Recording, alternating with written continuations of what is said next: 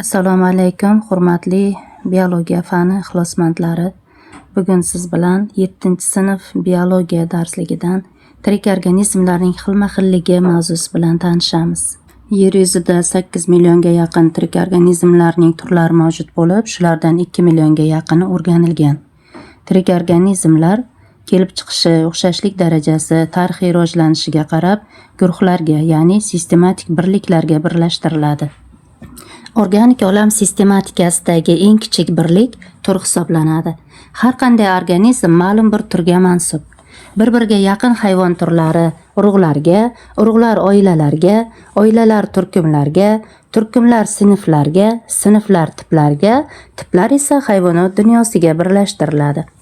Masalan, xordalilar tipi sutemizuvchilar sinfini, sutemizuvchilar sinfi kemiruvchilar turkumini, kemiruvchilar turkumi sichqonsimonlar oilasini, sichqonsimonlar oilasi sichqonlar urug'ini, sichqonlar urug'i esa uy sichqoni, dala sichqoni deb ataladigan turlarni o'z ichiga oladi. Taksonomik birliklarning qo'llanishi bilan tanishib o'tamiz. Tur hamma organlari bir-biriga o'xshash, ma'lum hududda, ya'ni arealda tarqalgan tirik organizmlarni o'z ichiga oladi.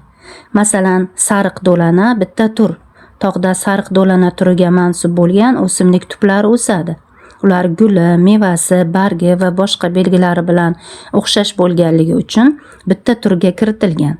Fanda har bir turni qo'shaloq nomlash, ya'ni tur va turkum nomini birgalikda atash qabul qilingan.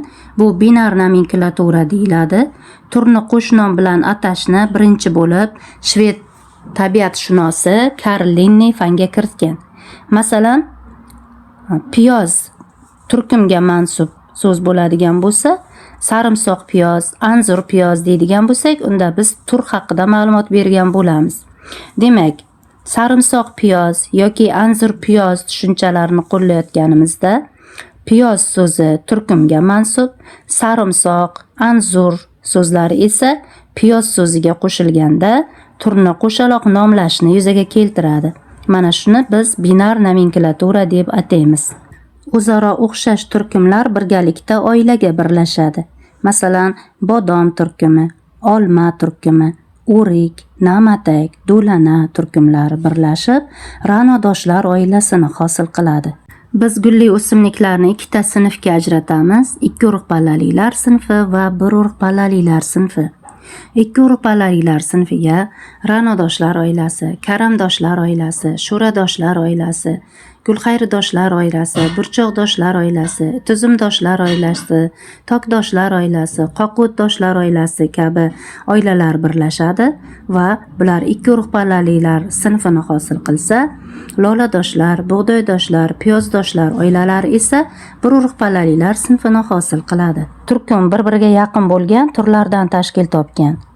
Tur bilan turkum birgalikda tur nomini keltirib chiqaradi. Masalan, grek lolasi bitta tur yoki farg'ona lolasi bitta tur. Yoki hayvonlar misolida ham ko'rib chiqishimiz mumkin.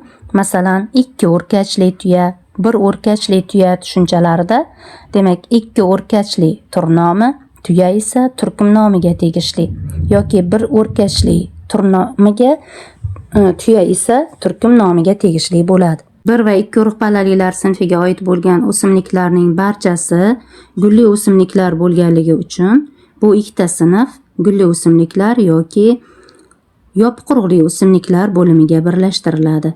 O'simliklar dunyosi o'simliklar sistematikasidagi eng katta birlik hisoblanadi va u yo'sinlar, qirqquloqlar, qirqbug'umlar, ignabarglilar, gulli o'simliklar, suvutlar kabi bir qancha bo'limlarni o'z ichiga oladi.